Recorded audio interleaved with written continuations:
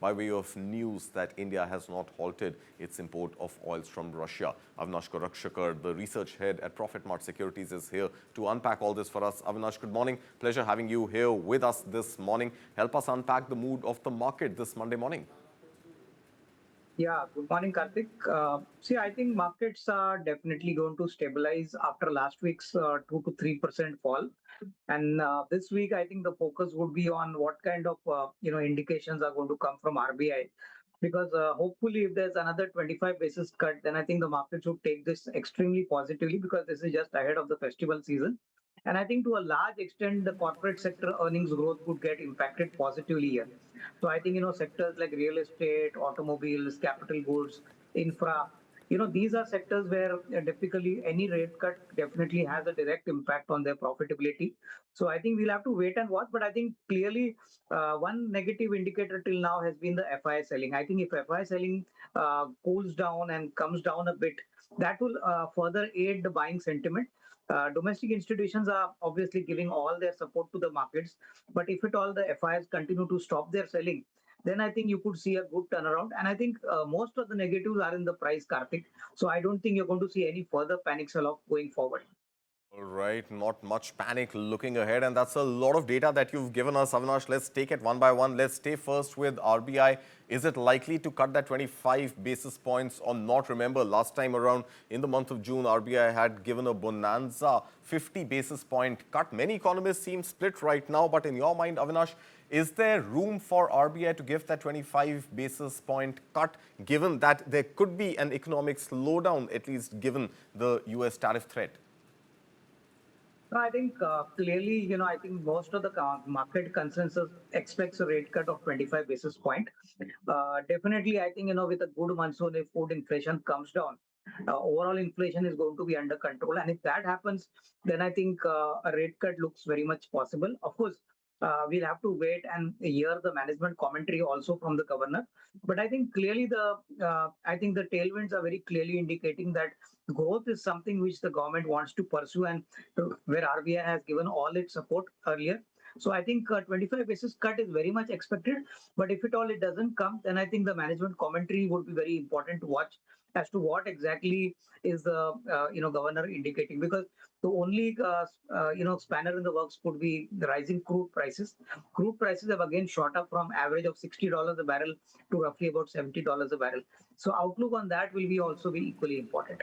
All right. So, of course, fuel prices is something that we will have to keep a close watch on, especially given all the pressure from the US for India to stop importing Russian oil. Meanwhile, let's also talk about the auto sector, and that is also something you mentioned, Avinash, just a few minutes ago. Now, the auto sector data which is emerging right now, of course, we'll get all the dealership level data in a day from now. But what we are hearing right now is that there has been some sort of a sluggish domestic demand.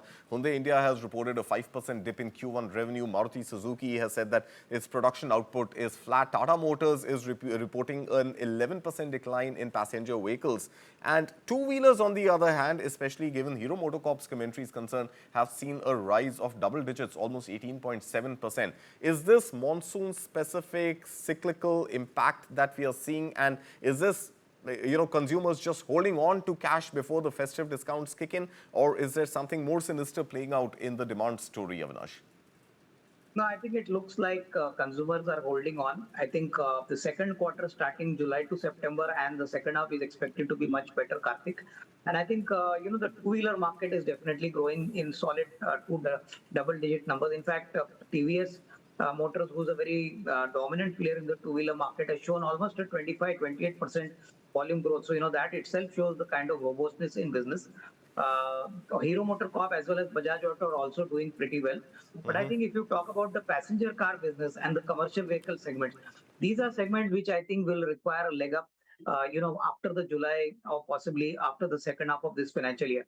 So I think net, players like Mahindra and Mahindra have reported a very strong number in terms of their utility vehicle numbers, tractor numbers. So tractors as well as utility vehicles should do well. Two-wheelers should do well. But I think in terms of passenger car and the commercial vehicle segment, we'll have to probably wait for some clarity post the second quarter numbers. So I think till that time, I think, you're going to see a little kind of softness in CVs and passenger car. But two-wheelers would definitely be the brighter spot.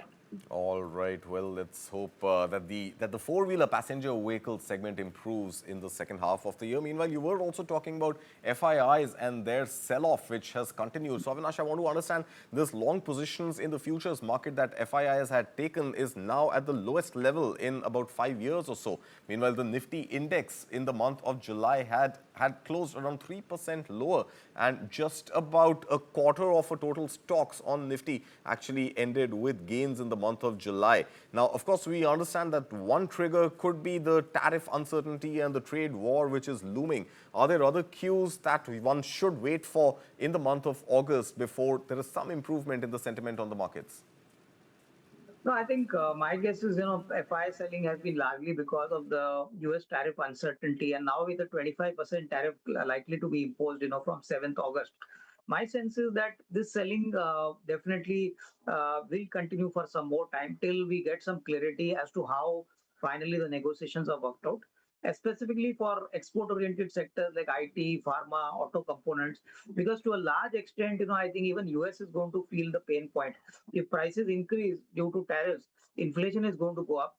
And on the Indian side, the companies are now facing the challenge of how to pass through this tariff to the end customers. So I think that is the key reason why the FIs are constantly selling. And I think we could possibly see even the month of August continuing like July. So we'll have to wait and watch, Karthik. But definitely, the plus point is that domestic institutions are flush with liquidity. The SIP flows are very strong, and to that extent, the markets are held up. So I Right. think post September, I think we could see a good kind of positioning from the FIs, which hopefully should turn positive. All right. And final question to you. You were talking about oil prices, which have inched up now, hovering in the $70 a barrel range. But what we are seeing on the markets this morning is, of course, good news from Reliance ONGC as well as Coal India. In fact, Reliance is up about 0.8% or so in trade. Is this basically the commentary coming that despite oil prices globally rising, India stand that it is not going to back down on importing Russian oil? Is that something that is auguring well for investors in the energy markets today? Yeah, I think that is definitely a positive tailwind for the Indian markets today. And I think, see, clearly, this kind of, tactics from the US seems to be more of a threat. So my guess is that India is not going to change its oil procurement policy all of a sudden. It's going to have a diversified oil basket. So my sense is, the market should closely observe how the OPEC decides to increase volumes, output, and what kind of prices finally emerge in the marketplace. So net, I think we will be in a positive position. But yes, I think if oil prices continue to move up, then I think the first impact of that would be felt on the oil marketing companies, where the gross refining margins could come under pressure.